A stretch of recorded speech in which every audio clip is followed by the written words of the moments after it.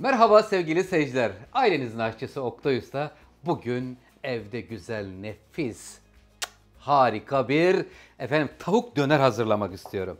Tavuk dönerde şöyle 2 parça but, 2 parça göğüs etiyle birlikte derileri alınmış, güzel sosuyla buluşmuş, sonra da derin dondurucu yolculuğuna çıkmış olan güzel bir döner olacak. Döner için 2 parça tavuk göğüs, 2 parça tavuk but, ikisi de derisiz ve kemiksiz hale geldi. Sonrasında tabii bunu güzel lezzetlendirmek için 1 çorba kaşığı yoğurt, özür dilerim 1 çorba kaşığı yoğurt demişim. 1 tatlı kaşığı biber ya da domates salçası olur. 1 tatlı kaşığı tuz, 1 çay kaşığı karabiber, 1 çay kaşığı kekik, 1 çay kaşığı toz kırmızı biber, 1 çay kaşığı da pul biber, güzel böyle zeytinyağıyla bir soğan rendesi, bir diş sarımsaklı bir sos. Sonra tavuklar yaprak yaprak kesiliyor, sosa yatırılıyor. Sonra da derin dondurucu yolculuğu diyeceğiz. Önce sosla başlayalım. Sonra da tavukları hemen dilimlemeye başlamak istiyorum. Şimdi sevgili seyirciler, sosta bir diş sarımsak rendeleyeceğim. Hemen ince yerinden bir diş sarımsağı rendenin ince yerinden rendeliyorum. Hemen aynı yerden devam ediyorum. Bir tane soğan rendesi. İnce yerinden olduğu için suyunu sıkmama gerek yok. Güzel. Orası çok ince olduğundan dolayı güzel böyle o soğan ve sarımsağın kokusu da bir güzel geldi. Oktay Usta bugün sizler için evde bir döner ziyafeti vermek istiyor. Hem ekonomik aynı zamanda çoluk çocuk ailecek çok pahalıya mal olmadan güzel harika bir tavuk döner yiyebileceksiniz.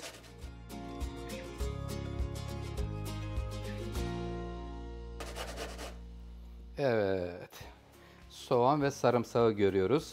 Karıştırma kabının içerisinde. Kalmasın. Tamamını almak istiyorum. Evet. Soğan ve sarımsak güzel alındı. Rendelendi daha doğrusu. İnce yerinden ya da bunun suyunu çıkartma bölümü var ya. Oradan da aynı şekilde yararlanabilirsiniz.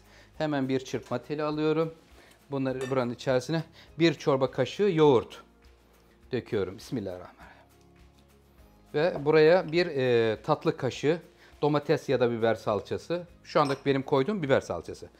Evet, dörtlü bir baharat, pul biber, kekik, toz kırmızı biber ve karabiber dörtlüsü geliyor. Buraya aldık. Tuz ne kadar yeter buraya? 1 tatlı kaşığı. Allah bereket versin. O da yeterli. Ve şimdi buranın üzerine zeytinyağı vereceğim. Zeytinyağı olur, çiçek yağı olur. Hiç fark etmez. Şu ölçüye göre yarım çay bardağı yeterli. Bir de bunun çünkü pişirilme aşamasında da yağ vereceğimiz için hani burada çok aşırı bir yağ vermeyelim. Soğan, sarımsak, evet, baharatlarla birlikte yoğurt, domates ya da biber salçası dedik. Hangisi varsa. Dolabımı açtım baktım biber salçası var. Oradan attım içerisine biber salçasını. Evet efendim, şimdi sos hazırlandı. Yoğurtla birlikte. Güzel baharatlarla. Soğanın, sarımsağın tadı güzel. Tavuğa da bir yakışıyor sevgili seyirciler. Harika bir sos ortaya çıktı. Şimdi önce sos dedik. Sos hazırlandı. Evet. Efendim tüm tariflerimizde sevgili seyirciler mutlaka açıklama bölümüne malzeme listesini ve yapılışını yazıyoruz. Yani videoda kaçırırsanız bile yakalayamadım, ora kaçtı diye hiç korkmayın. Hemen dokunun, alta geliyor. Evet, şimdi sos hazır. Ve şimdi domates, kıvırcık, turşu, lavaşla birlikte güzel sarıp sarıp yenilebilecek güzel bir döner tarifi paylaşmak istiyorum sizlerle sevgili seyircilerim. Evet, şimdi burada rahat görebiliyor musunuz? Şöyle açayım alanı isterseniz. Evet. Evet, derisiz ve kemiksiz tavuk göğüs ve but dedik efendim. Önce buttan başlayayım. Şöyle şurayı alıyorum. Şuraları özellikle inceltiyoruz. Çünkü tavuk döner deyince akla ne geliyor? Tavuk etleri ya da kırmızı etten de olabilir. Her ikisinden de hazırlanabilir. Mutlaka ince olması lazım. Neden ince olacak? Sosun içine doğru işleyebilmesi için. Şöyle, isterseniz şöyle de yapabilirsiniz biraz. Ki aralara sos kaçsın diye aldım. Ve şimdi yine aynı şekilde sırf göğüsten olabilir. Yalnız sırf göğüsten olduğu zaman biraz tadı yavan oluyor. Ondan dolayı but ve göğüs karışımı çok güzel, lezzetli oluyor. Evet. Şimdi geliyoruz göğüs bölümüne. Uzun uzun bakın şeritler halinde kesiyorum. Sevgili seyirciler, kestim. Bir tane daha keseyim şöyle. 3. Hatta 4'e böleyim. 4 yaprak olsun. Bu 4 yaprağı kestikten sonra çiziklerini atıyorum.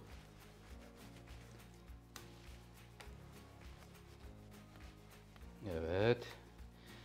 Eğer ki isterseniz daha ince istiyorum derseniz tekrar şöyle keseyim. Bu da ince istiyorum diyenler için olsun. Yine de hafiften şöyle bir çizikler at ki sos içeriye doğru kaçabilsin.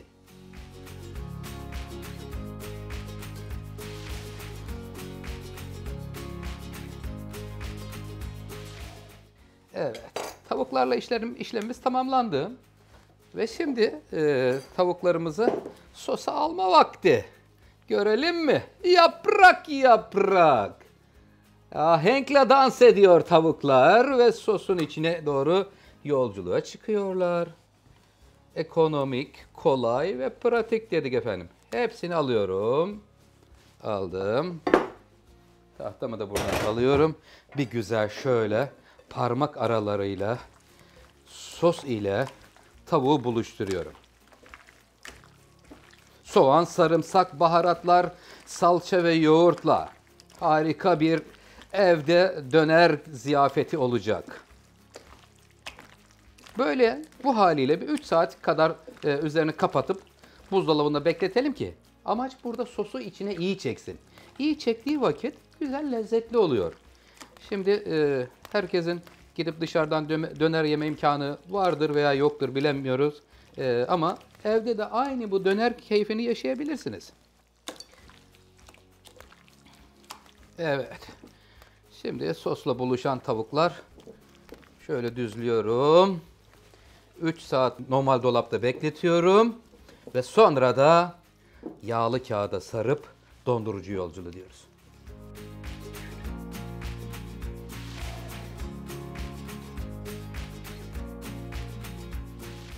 Sevgili seyirciler, ev yapımı dönerimiz dondurucuya gitmek üzere hazır hale gelmiş bulunuyor. Şimdi yağlı kağıdın içerisine buradan göğüs, but karışık olarak böyle düzgünce koyuyorum ki belki 2 tane rulo çıkma ihtimali de var. Önce bir kontrol edeceğim. Karıştırarak koyuyorum çünkü dilimleri keserken seçemeyiz. Ondan dolayı buraya güzelce but ve göğüs eti karıştırarak koyuyorum. Şuraya bir göğüs lazım. Gel canım sen şöyle. Heh. Sen de gel böyle. Güzel. Evet efendim, şimdi but, göğüs burada dengeli bir şekilde koymaya çalıştım. Sosundan da alayım. 3 saat bekledi buzdolabında. Sonrasında şimdi rulo yapma vakti geldi. Haydi bakalım, bismillah. Gidiyor. Dondurucuya gitmeden önce rulo haline geliyor. Yağlı kağıt yardımı ile şurada bir sıkıştırıyorum. Havasını filan alıyorum. Güzel.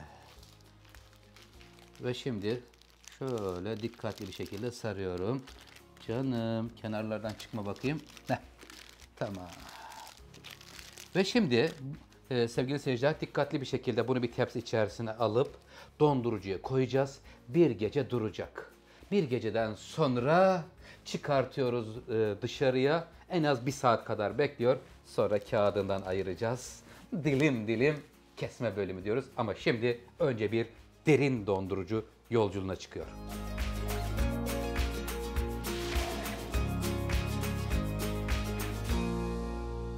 Sevgili seyircilerim, bir gece bekletmiş olduğumuz tavuk dönerimiz çıkarttım. Yaklaşık olarak saatime bakıyorum. 1 saat normal dışarıda beklettim. Yaklaşık olarak da yarım saatte buzdolabında beklettim sonrasında tavuk döneri. Ve şimdi hemen dilimleme bölümüne geçeceğim. Yaprak yaprak keseceğiz. Önce bir ikiye keselim isterseniz, bir görelim. Bakın şu an kolay kesilebiliyor.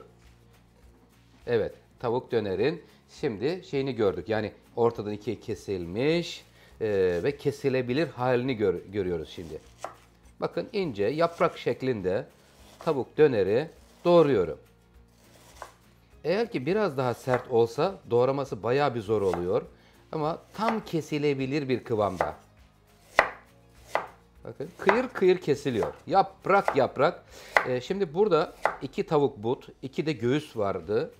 Sosu ondan sonra güzel baharatları ile birlikte buluşturuldu. Ve şimdi yaprak şeklinde kesilmiş olan tavuk etini tavanın altını yaktım, ısınıyor. İster tereyağında, ister zeytinyağında güzelce pişirebilirsiniz. Şöyle isterseniz paylaşayım. Bakın inceliğini ve tavuk dönerin yaprak şeklindeki halini görüyoruz. Bayağı da bir bereketli oldu. Sevgili seyirciler, şöyle baktığımız zaman burası öyle görünüyor ki 7-8 kişiyi rahat rahat doyurabilir bir durumda. Evet, şimdi tavamızı hemen bir kontrol edeyim. Isıtmıştım ama tereyağı bakalım. Güzel. Ve şimdi hemen hızlandırayım. Bir parça tereyağı koydum. Hatta 2 parça olsun. İster tereyağında, isterseniz zeytinyağında, fark etmez duruma göre güzelce tavuk dönerlerimizi pişireceğiz. Ama tavanın bir ısısının yükselmesi lazım.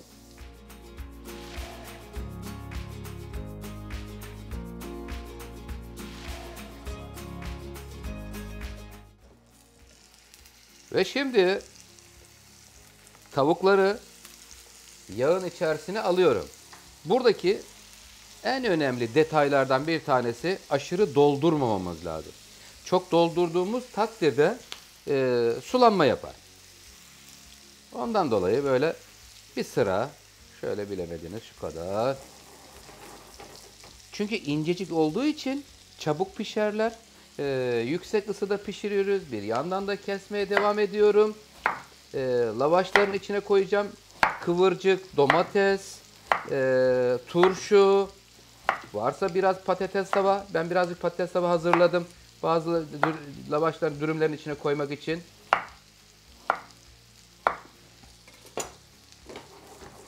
Vay. Çok güzel oldu sevgili seyirciler. Gerçekten güzel koku geldi. Mis gibi bir döner keyfi evinizde yaşamış olacaksınız.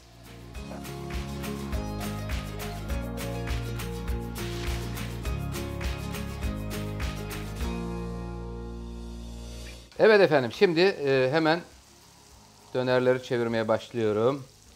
Vay, çok güzel olmuş.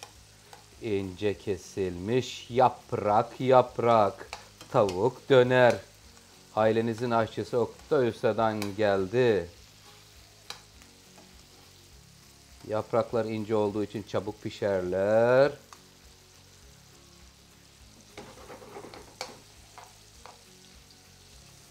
Allah Allah, bu nasıl bir güzel oldu ya Rabbi. Gerçekten çok güzel kokular geliyor sevgili seyirciler. Bu güzel kokunun ve lezzetin sizin mutfağınızda da olmasını istiyorum. Ve Oktay Usta bugün sizlere evde bir tavuk döner tarifi paylaşmış oldu.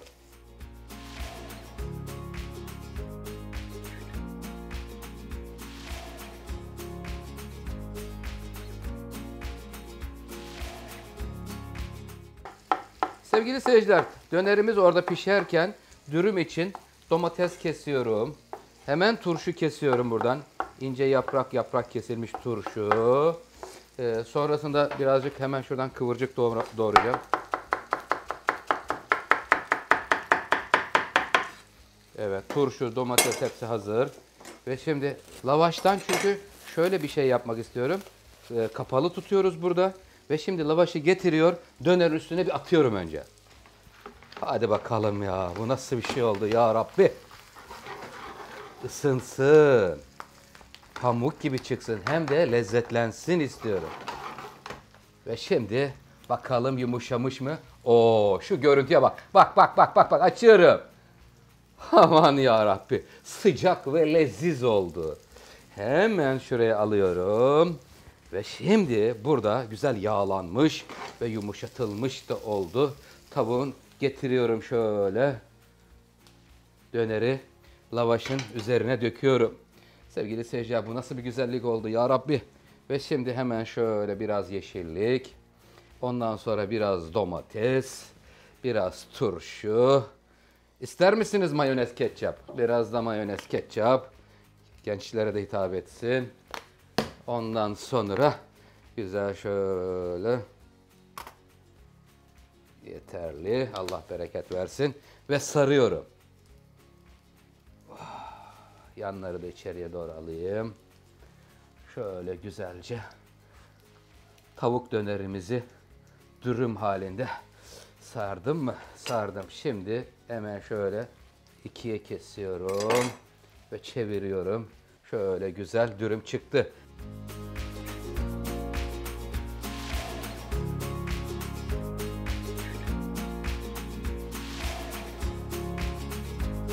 Sevgili seyirciler, son tava.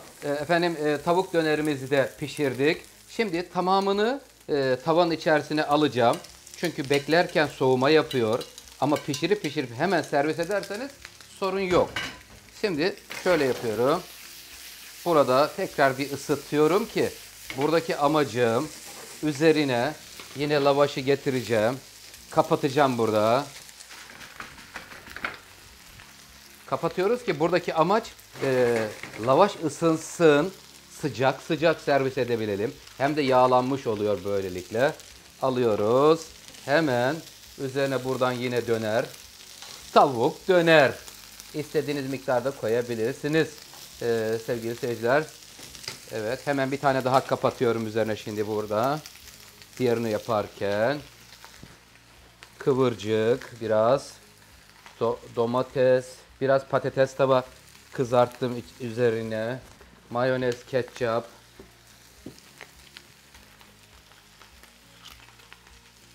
Güzel. Turşu koymuş muyum? Turşusunu da koyuyor ve sarıyorum.